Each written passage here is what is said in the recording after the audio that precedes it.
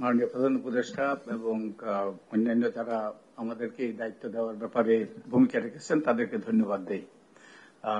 এটা একটা গুরু দায়িত্ব, আমাদের নির্বাচন ব্যবস্থা ভেঙে গিয়েছে এটাকে জোড়া লাগানো, এবং আমার এবং আমার কমিশনের উপর সদস্যদের উপর আস্থা রাখার জন্য আপনাদের কাছে কৃতজ্ঞ।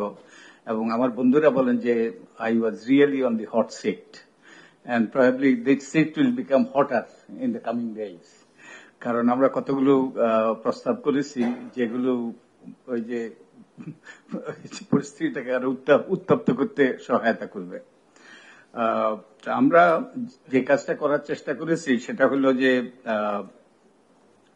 আমরা যে নির্বাচন ব্যবস্থা যাতে একটা স্বচ্ছতা প্রতিষ্ঠিত হয় সেটা আমরা চেষ্টা করেছি আমাদের এই দীর্ঘ 3.5 মাসের প্রচেষ্টার মাধ্যমে, এবং একই সাথে সকল অংশীজনের যেন দায়বদ্ধতা প্রতিষ্ঠিত হয় এবং নির্বাচনটা যেন অন্তর্ভুক্তিমূলক হয় এবং ভোটারদের যেন ভোট দেওয়ার অধিকার প্রতিষ্ঠিত হয়, সেই লক্ষ্যে আমরা কাজ করেছি এই 3 মাস।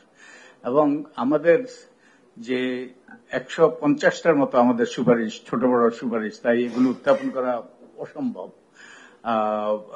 তবে আমাদের কিছু সুপারিশ আছে সংবিধান সংশোধন সংক্রান্ত, যেগুলো অনেকটাই মিলে যায় আমাদের প্রতিবেশী, আমরা প্রতিবেশী ছিলাম, সেই প্রতিবেশী তাদের যে সুপারিশ, তাদের সুপারিশের সাথে আমাদের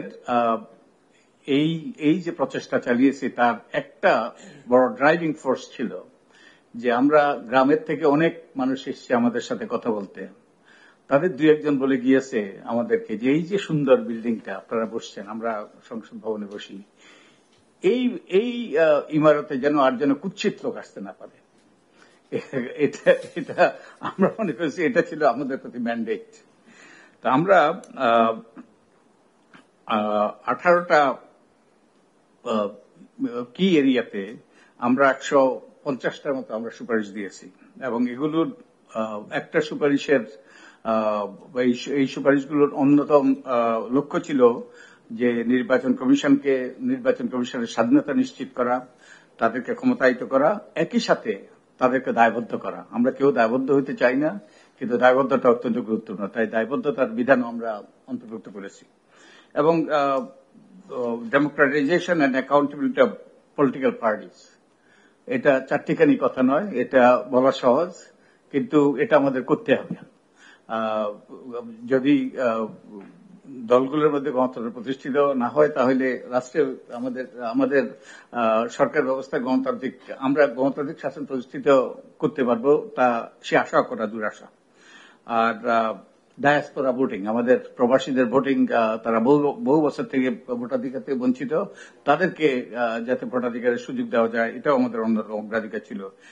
আর প্রার্থীদের যোগ্যতা অযোগ্যতা, এটা গুরুত্বপূর্ণ ইস্যু, এবং এ ব্যাপারে অনেক রকম উত্তাপ সৃষ্টি হতে পারে।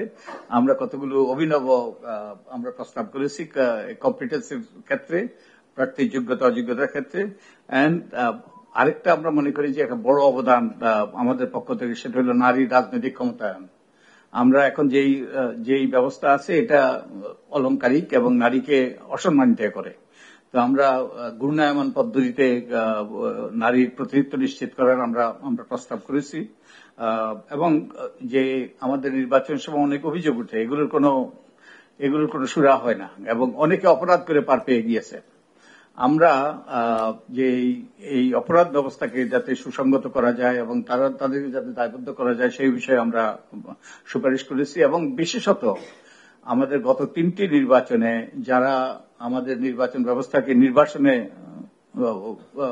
নির্বাসনে ফেলে দিয়েছে, এবং শুধু কর্মকর্তা নয় আমাদের কমিশনের সদস্যরা, তাদের ব্যাপারে একটা তদন্ত করার, বিশেষত 2018 সালে যেই অভূতপূর্ব কাণ্ড ঘটেছে মধ্যরাতে, সে ব্যাপারে একটা তদন্ত করে তাদেরকে বিচারের আওতায় আনা গুরুত্বপূর্ণ বলে আমরা মনে করি, দায়বদ্ধতার আওতায় আনা গুরুত্বপূর্ণ বলে আমরা মনে করি। আমরা যেটা আমাদের আমরা 18টা বোধহয় একটা করে বলতে গেলে অনেক সময় লাগবে, তো আমরা বিশেষত নির্বাচন কমিশনকে শক্তিশালী করার ব্যাপারে এবং তাদেরকে কার্যকর করার ব্যাপারে আমরা গুরুত্ব দিয়েছি এবং আমরা কয়েকটা আইনের খসড়া তৈরি করেছি এবং আরো দু একটা তৈরি করার প্রক্রিয়া আছি। আমাদের একটু সময় দিতে হবে। আমরা নির্বাচন কমিশনের জন্য একটা কম্প্রিহেন্সিভ, আমরা প্রাথমিকভাবে মনে করেছিলাম যে আমরা একটা নির্বাচন কমিশন নিয়োগ আইন করব। তো আমরা পরবর্তীতে আমাদের উপলব্ধিতে আসলো যে একটা নির্বাচন কমিশনের জন্য একটা কম্প্রিহেন্সিভ আইন করা দরকার, যেমন দুদকের আইন আছে এবং সরকারি কর্ম কমিশনের আইন আছে, সেরকম একটা আইন। আর আরো অনেকগুলো আইন আছে যেগুলো সংস্কার করা দরকার, যে গভীরভাবে এগুলো বিশ্লেষণ করে সংস্কার করা দরকার। আমার অনেকগুলো আমরা এর মধ্যে গুছিয়ে এনেছি। তো আমাদের এই আইনগুলো তৈরি করার ব্যাপারে আমাদেরকে একটু সময় দিতে হবে। তো আমরা অ্যাগেইন সময় শেষ।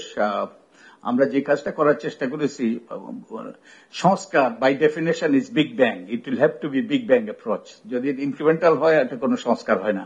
কিন্তু আমরা যেটা মনে রেখেছি, পাবলিক ইন্টারেস্ট এবং রেলিভেন্স, এই দুটো বিষয় বিবেচনা রেখেই আমরা আমাদের প্রস্তাবগুলো উত্থাপন করেছি। তো আপনাকে ধন্যবাদ এবং আমি কৃতজ্ঞতা। আমি মনে করি আমার জন্য ব্যক্তিগতভাবে আমি জীবনে অনেক অ্যাসাইনমেন্ট করেছি। I am not a spring chicken, আমি বয়োজ্যেষ্ঠ মানুষ। তো আমার মনে হয় সবচেয়ে গুরুত্বপূর্ণ অ্যাসাইনমেন্ট এটা আমার জীবনে ছিল।